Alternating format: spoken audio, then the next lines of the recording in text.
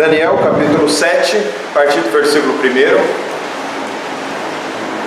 Daniel capítulo 7, a partir do versículo 1, nós vamos aqui fazer a interpretação deste texto, tal como era feita no período intertestamentário e no período do Novo Testamento. Daniel capítulo 7, a partir do versículo 1. A minha Bíblia está na página 1171. Se tiver alguma dúvida e alguma dificuldade, é o último dos profetas maiores, depois de Ezequiel. Então vamos lá. No primeiro ano de Belsazar, rei da Babilônia, teve Daniel um sonho e visões ante seus olhos quando estava no seu leito. Escreveu logo o sonho e relatou a suma de todas as coisas. Falou Daniel e disse: eu estava olhando durante a minha visão de noite, eis que os 4 ventos do céu agitavam um mar grande. Normalmente, quando pensa-se no mar grande, qual é o mar que o texto, a qual o texto se refere? Quando fala o mar grande, é o mar Mediterrâneo, normalmente. 4 animais grandes, diferentes uns dos outros, subiam do mar. O primeiro era como leão e tinha asas de águia. Quando eu olhava, foram-lhe arrancadas as asas, foi levantado da terra e posto em 2 pés como homem, lhe foi dada a mente de homem. Continuei olhando, e eis que o segundo animal, semelhante a um urso, qual se levantou sobre um dos seus lados, na boca, entre os dentes, trazia 3 costelas e lhe diziam: levanta-te e devora muita carne. Depois disso, continuei olhando, e eis outro semelhante a um leopardo, e tinha nas costas 4 asas de ave. Tinha também este animal 4 cabeças, e foi-lhe dado domínio.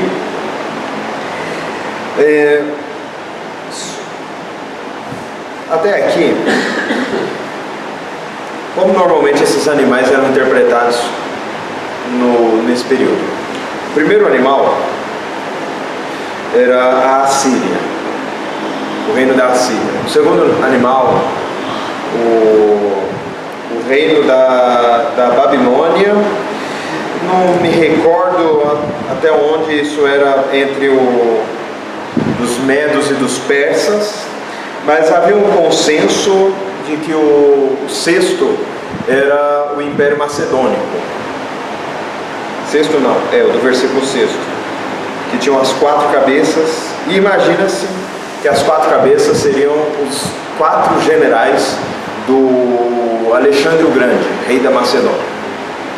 E o império que se segue seria o pior de todos, o mais voraz. Depois disso, 7. Eu continuava olhando nas visões da noite, e eis aqui o 4º animal, terrível, espantoso, sobremodo forte, o qual tinha grandes dentes de ferro. Ele devorava e fazia em pedaços, e pisava aos pés o que sobejava. Era diferente de todos os animais que apareceram antes dele, e tinha 10 chifres. Estando eu a observar os chifres, eis que entre eles subiu outro pequeno, diante do qual 3 dos primeiros chifres foram arrancados, e eis que nesse chifre havia olhos como os de homem, uma boca que falava com insolência. Até aqui, por enquanto. Esse último seria o império que se sucede ao Império Macedônico, ou o governo dos gregos. Para o israelita era tudo grego, tudo falava grego, né? Não era propriamente a parte sul da Grécia, seria a parte norte da Macedônia realmente, e não de Atenas, Esparta, Micenas, mas dos macedônios, de onde viria o rei Filipe da Macedônia e seu filho Alexandre o Grande. Depois, qual seria o império que se sucede? O pior de todos, o Império Romano. E Daniel estaria assim vendo não apenas a sucessão dos governos ao qual Israel estava sendo admitido, mas dos governos que haveriam antes ou depois dele, culminando assim no Império Romano. Pois bem, eu coloco esse texto apenas para nos situar mais ou menos como estaria a expectativa dos israelitas no período intertestamentário, período que agora vai entre Malaquias e o livro de Mateus.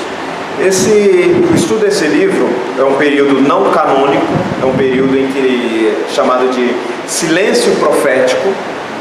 Não há profetas neste período, não há oráculos divinos deste período, e assim há apenas o registro de livros históricos a respeito dessa situação. Então vou passar rapidamente em poucas linhas o que seria a expectativa israelita do período e o ambiente, portanto, no qual nós podemos encontrar a vinda de nosso Senhor Jesus no livro de Mateus. Bom, nós temos Israel, ele foi para o exílio. Ele foi para o exílio, reino do norte debaixo dos assírios, reino do sul pela mão dos babilônios, que sucederam os assírios como uma potência regional. Mas na cabeça deles era uma potência mundial. Claro, né? Não tinha WhatsApp, não tinha Facebook, a BBC News não funcionava, não tinha agência de notícia Reuters. Então, na cabeça deles, o rei babilônio é o rei de toda a terra, é o rei dos reis e pronto, acabou. Assim como na cabeça do próprio Nabucodonosor, assim era.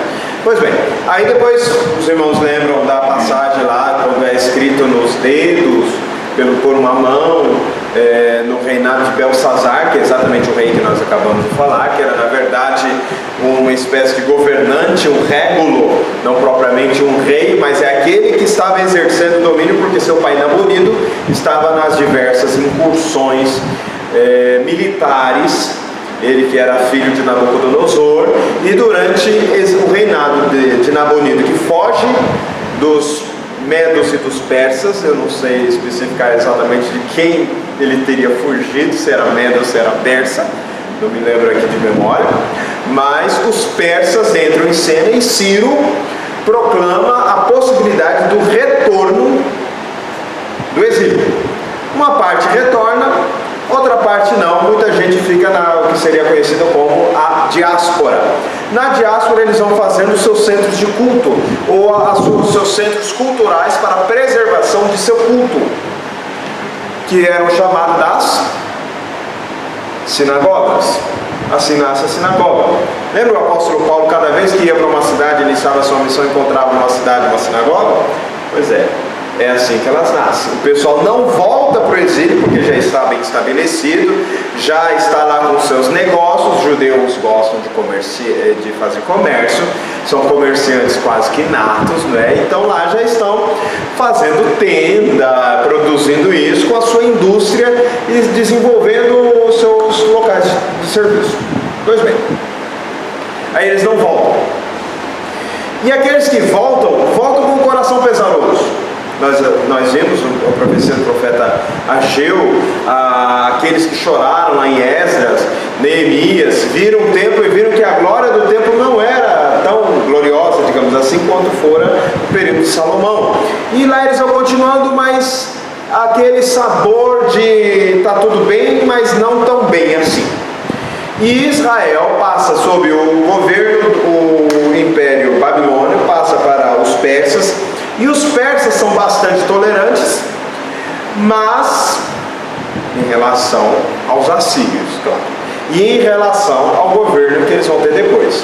Vem um sujeito chamado Alexandre o Grande, que nós já fizemos menção, e ele domina a cena.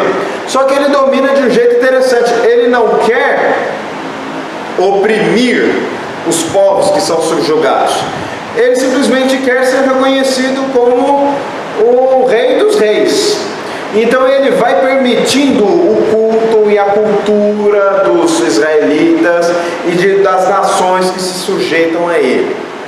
Só que o sujeito morre aos 33 anos de idade e morre sem filhos. E o governo da Palestina, os edomitas, os cananitas que estavam lá, os heveus, jebuseus, moabitas, amonitas, toda aquela turma, e os israelitas, não propriamente, mas os descendentes daquela turma, né? Eles passam sob o governo de um dos 4 generais, uma das 4 cabeças que Daniel viu, daquela fera que ele viu nascendo do mar Mediterrâneo. O nome do sujeito era o Ptolomeu. Fica bastante conhecido pelo desenho, pelo seriado lá do Chapolin, quando ele encontra a Cleópatra, e embora seja uma cena engraçada, pitoresca, mas uma excelente aula de história. Cleópatra não era egípcia, Cleópatra era grega e uma descendente dos Ptolomeus. E aí os irmãos vão saber que Cleópatra reinava sobre onde? Que país? O Egito. Sim, o Egito ao sul de Israel. Mas até onde isso nos interessa? Enquanto Israel ficou sob o domínio dos Ptolomeus, eles eram mais tolerantes. Só que ao norte de Israel havia uma outra região que era dominada não pelos Ptolomeus, mas pelos Seleucidas, que eram os descendentes de Seleuco. Os Seleucidas não eram tão tolerantes. Eles queriam impor a sua forma de pensar, a sua cosmovisão e a sua religião, e a sua língua, que era o grego. O que aconteceu? Os Ptolomeus perderam o domínio nas suas diversas guerras, seus conflitos com os Seleucidas. E aí Israel passou a mão de quem? Dos Seleucidas. Isso foi bom ou mal para os israelitas? Foi péssimo. Foi péssimo. Os Seleucidas começaram a impor a sua forma de pensar e o seu culto. E um em especial, um chamado Etíoco Epifânio, que era na cabeça dele próprio Deus manifesto, ou a manifestação de Deus, aí é o nome Epifânio, que hoje a gente acha um nome engraçadinho para a pessoa botar no filho, né? Epifânio, mas na época era um nome divino, a manifestação de Deus. O que o sujeito fez? Começou a botar as suas divindades no templo e em Jerusalém. Lembrando que Jerusalém até aí, os israelitas eles só vão trocando de governantes, porque independentes eles não foram mais. Não foram mais. O trono de Davi estava vago. E daí inclusive a dificuldade deles de perceber o governo de Deus sobre Israel. Aí o que acontece? O sujeito resolve fazer um sacrifício. Onde? Em Jerusalém, no altar. Os irmãos imaginam qual o animal que ele quis sacrificar no altar de Jerusalém? Um porco. E sabe a qual divindade? Zeus. O que aconteceu? Ele não sabia o espinheiro que ele estava entrando. Exatamente, deu um tiro no próprio pé. Quando ele sacrificou o porco, ele conseguiu provocar uma insurreição que, pasmem os senhores, conseguiu derrubar o governo grego sobre Jerusalém e sobre Israel. Um senhor de idade, sacerdote chamado Matatias, idoso, o que ele fez? Ele matou o sacerdote judeu que sacrificou o porco e matou o soldado que estava escoltando. E levou 5 filhos para o deserto e montou uma guerrilha contra os gregos até conseguir expulsar os gregos de Jerusalém, como de fato eles conseguiram expulsar. E instauraram um governo autônomo em Jerusalém, sob digamos, o governo dos Asmoneus, ou, conforme o apelido de seu filho, Judas Macabeus. E durante o período de, me parece que cerca de 70 anos, Israel teve autonomia política. Autonomia política. Mas se os gregos fracassaram no seu governo político justamente por tentar quebrar demais, aí os irmãos lembram, quando Nabucodonosor falou, vocês vão adorar a minha imagem. O O que Misael, Ananias e Azarias fizeram? Nós vamos para a fornalha de fogo ardente, mas a tua imagem nós não vamos adorar. Quando Daniel foi obrigado a deixar de orar, o que ele fez? Vou orar mesmo assim. Foi para a cova dos leões. Agora lá em Jerusalém, eles tinham as armas na mão. O que eles fizeram? Eu não vou para a fornalha e nem vou para a cova dos leões. Eles é que vão morrer. E fizeram a guerrilha e derrubaram o governo grego. Porém, a cultura grega tornou-se um laço para os israelitas. E a língua, o culto, a música, a cultura continuou a fascinar as gerações seguintes, de modo que os próprios asmoneus, embora com liberdade política, deixaram-se corromper pela cultura helênica, a cultura grega. Aqui eu estou usando helênico, grego, macedônico, tudo como se fosse sinônimo. Não são sinônimos. Tem nuances, mas para nós é como se fosse sinônimo. É tudo grego. E o que acontece? O culto, a cultura foi também se perdendo e fazendo com que outros grupos reagissem a essa perda. Aí nós temos o nascimento das seitas que chegarão no Novo Testamento. Os fariseus, os saduceus, os zelotes, os essênios, são os principais grandes grupos. Aí eles perguntam, quem era o maior grupo desses? Os essênios, os fariseus, os zelotes não eram um grupo, era um título que se dava ao povo rebelde. Quem era o maior grupo? Saduceu era aquele que não, eles estão, é cultura grega, tudo bem, mas está tendo um dinheirinho, não é? Está tudo bem, a gente está podendo cultuar, não é? Então tá bom. Vamos aqui fazer uns conchavos políticos, vamos aí fazendo a manutenção das coisas. Saduceus. E os fariseus, irmãos, conhecem pela leitura do Novo Testamento, que era o grupo com quem Jesus, boa parte mais rivalizava, até porque boa parte do ministério de Jesus foi na Galileia e não somente na Judéia. Aí eles perguntam, quem era o maior grupo?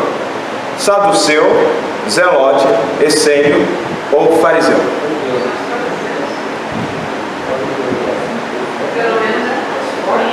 É a impressão que se tem quando lê o Novo Testamento. O maior grupo era dos saduceus, numericamente.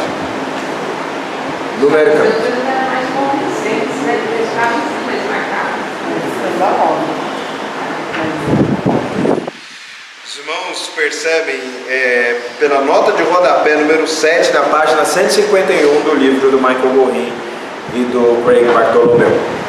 O N.T. Wright, o Tom Wright, ele fez na pesquisa dele o reino e como é mesmo o nome? O Novo Testamento e o povo de Deus. Eu não tenho esse livro não, mas eu acho que quando tiver oportunidade vou comprar.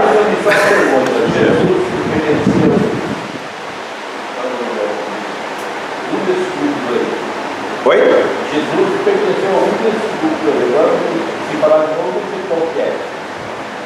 Essênio, zelote, era o que o pessoal dizia, mas Jesus não tinha nenhuma característica dos essênios. Por quê? Qual que era a principal característica dos essênios? Vamos lá para o meio do deserto e não vamos nos misturar. Jesus estava exatamente no oposto, ele estava misturado. Se Jesus fosse rival de algum, seria com certeza dos fariseus. E talvez por isso os embates serem mais frequentes no Novo Testamento, porque com os fariseus havia uma espécie de rivalidade, porque o que Jesus e os fariseus tinham em comum? É uma reação educada. O que eu quero dizer com educado? Por meio do ensino, porque os zelotes reagiam por meio da espada, e os essênios não reagiam, preferiam se isolar. e orar até Deus descer fogo do céu e queimar os romanos. Os fariseus, Sim. eles surgiram por causa, dizer assim, de defenderem a lei. Isso. Então, é exatamente esses 4 grupos, eles têm isso em comum. Eles se concentravam totalmente na lei, né? O que era a lei nesse período? Era a identidade de Israel. Nós fomos salvos para cumprir a lei, porque em cumprindo a lei nós cumprimos nosso propósito. Então o que nós devemos fazer? Nos afastar da sedução da cultura. E Jesus falava algo parecido. Então, ou mais rígido ainda, porque se o fariseu falava, você deve dar o dízimo, Jesus falava, você deve dar o dízimo e ser misericordioso. O fariseu falava, não adulterarás. Jesus falava, além de não adulterar, você deve não olhar com intenção impura. Os fariseus falavam, olha, não é para matar. Jesus falava, aquele que no coração odiar seu irmão já é um homicida. Ou seja, era mais duro do que os fariseus, era mais difícil do que os fariseus. Mas isso é dentro dessa perspectiva teológica. Qual é o papel da lei? Mostrar a nossa incapacidade e depois de em Cristo voltarmos a ela como um padrão de comportamento. Mas o termo fariseu só vai aparecer no Novo Testamento. Porque eles no Velho Testamento, eles eram extremistas pela lei. Não tem esse movimento. No Velho Testamento não aparece esse, porque depois eles vão ser chamados de fariseus por causa disso. É no período intertestamentário que eles nascem. Quando Jesus vem, os fariseus já estão em cena há alguns anos.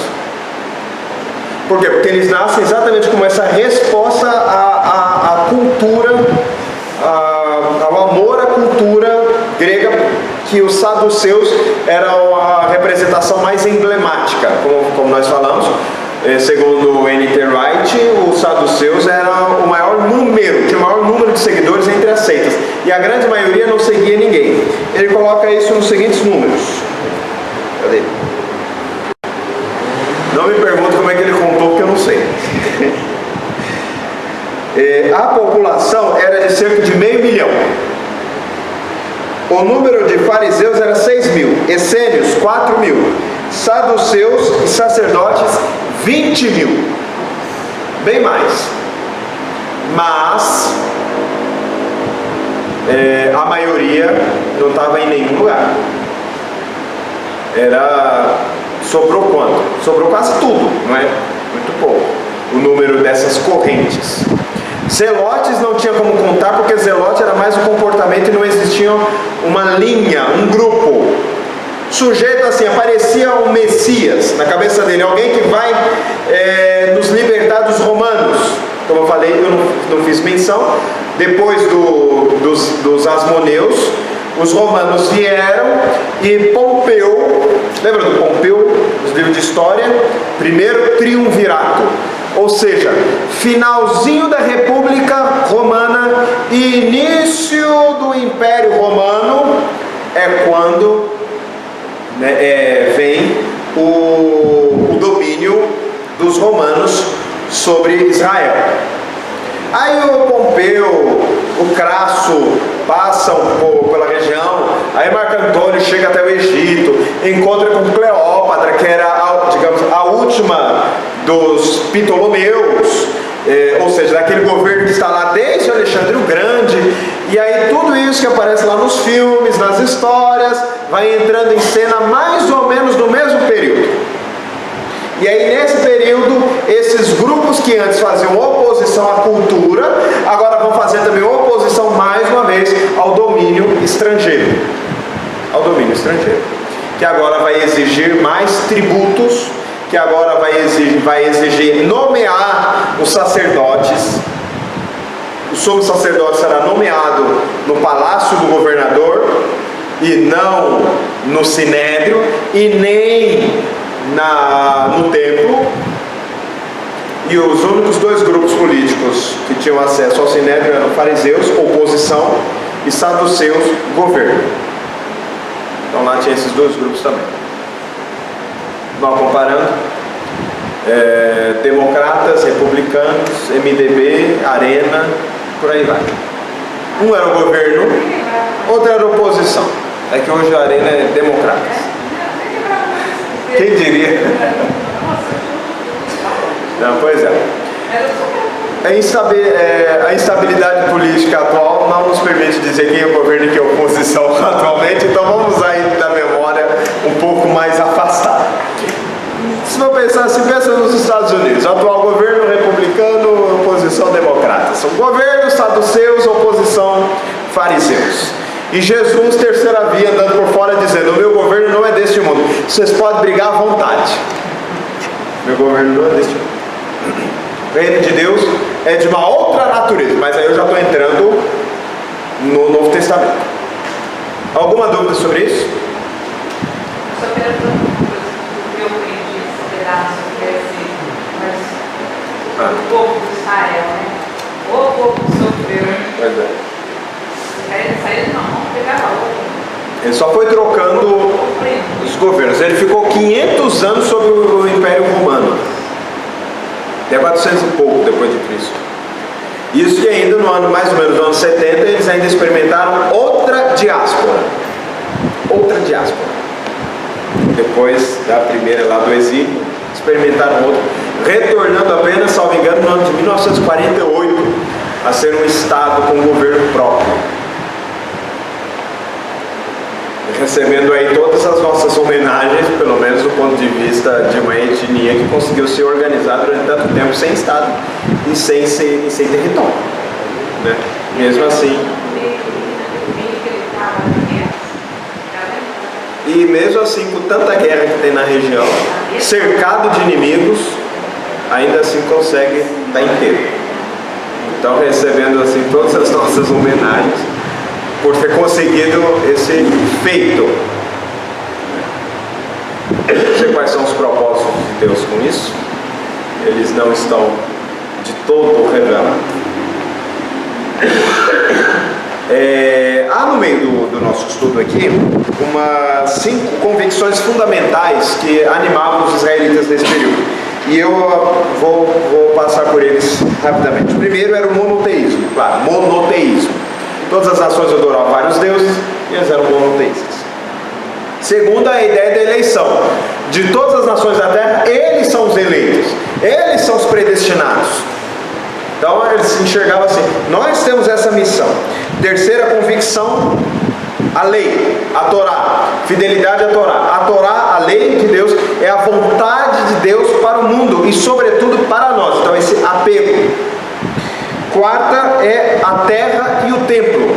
A terra é santa porque Deus está nela. O templo é santo porque Deus se faz presente nele. Essa foi a quarta. E a quinta, a esperança de um futuro ato redentor de Deus. Deus não se esqueceu de nós. Deus enviará o seu ungido. Deus trará o seu governo novamente sobre Israel e por meio de Israel sobre o mundo. A única coisa que eles não conseguiram compreender é Isaías 53, o servo sofredor. Isso não estava dentro da agenda israelita.